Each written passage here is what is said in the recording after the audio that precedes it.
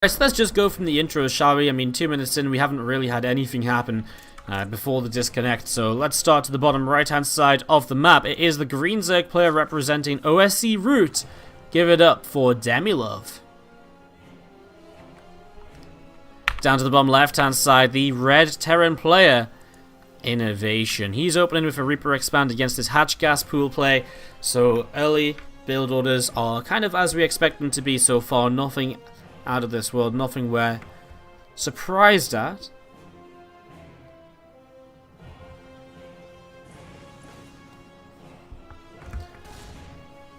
As you see, a few seconds running forwards, and again the Reaper will just start this dance. I mean, the more damage you get done now with the Reaper, the better it's going to be for you overall. So Reaper doing a little bit of damage here.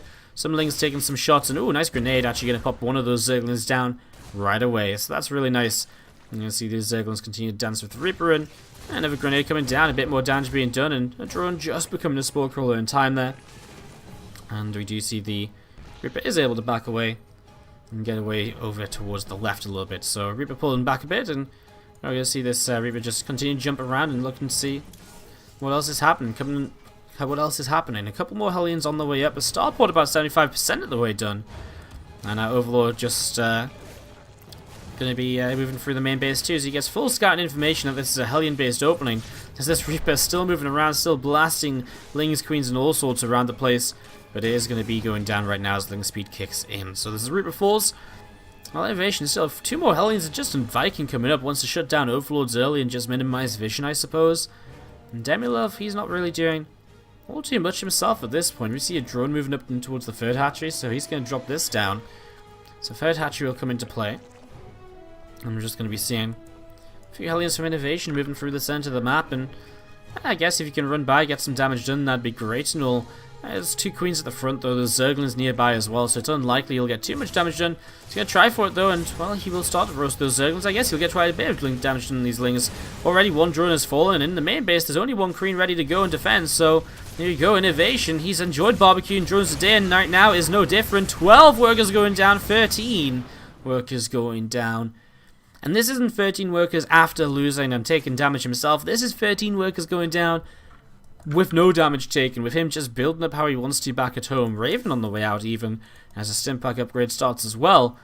Now the Raven is something in TvZ we don't see a lot of, but it has been something people have been toying with a little bit more. Get some creep spread killed off, and again, I mean, I'm not really too sure how well it works out overall, but I'm intrigued to see what INnoVation does with a Raven, because I feel as though it is something which could work out quite nicely if you use it correctly, and there might be a couple cool things that I don't come up with right away in terms of how to use it as well. As we see a lot of things top left right now. Bane Nest about to finish. Looks as though DemiLove has no intention of rebuilding economy.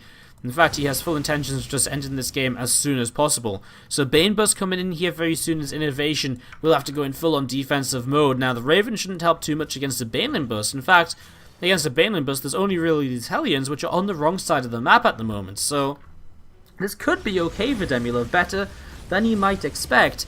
But he's going to have to do a lot of damage. 20 workers down. He's going to have to do a heck of a lot of damage. At the same time, we actually see an order turret coming in towards the main base mineral line. But that's another unit which is on the map and not back at home. As here we go, then Baneling's going to roll up. And, I mean, these Deepers going to disappear. The Lings will roll on through. And, well, the order turret will kill off the next couple of Banes. Hellion's coming back as well. The problem is the block on the main base ramp means that, at the very least, he's only going to lose what's on the natural, which is about 20 workers.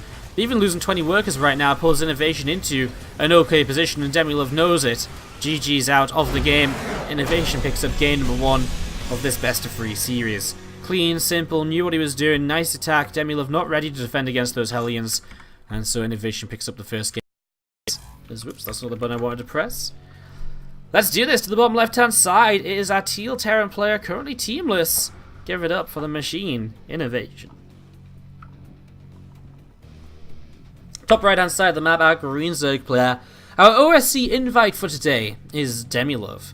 We did give out 4 OSC invites to this event, which is due to the fact that OSC are helping to sponsor it.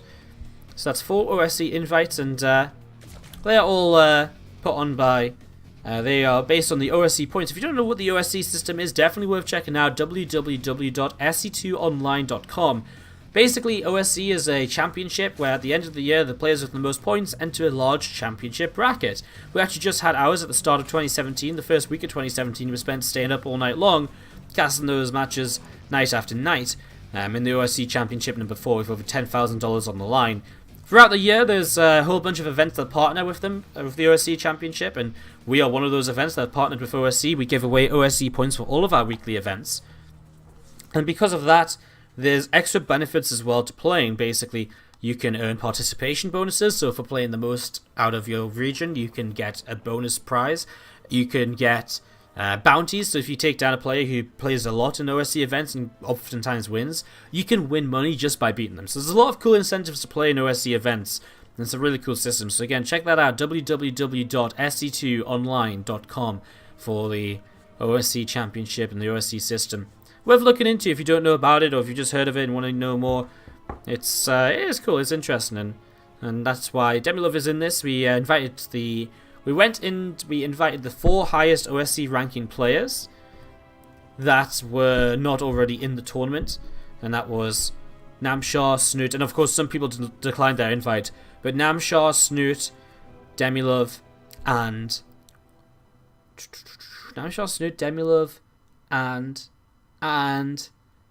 who the hell else was it? Namshar, Snoot, DemiLove. It was a non-Zerg. Wasn't it? Oh, TvZ, of course, TvZ was too. He played in Group A the other day. So they were invites for the for this event based on OSC.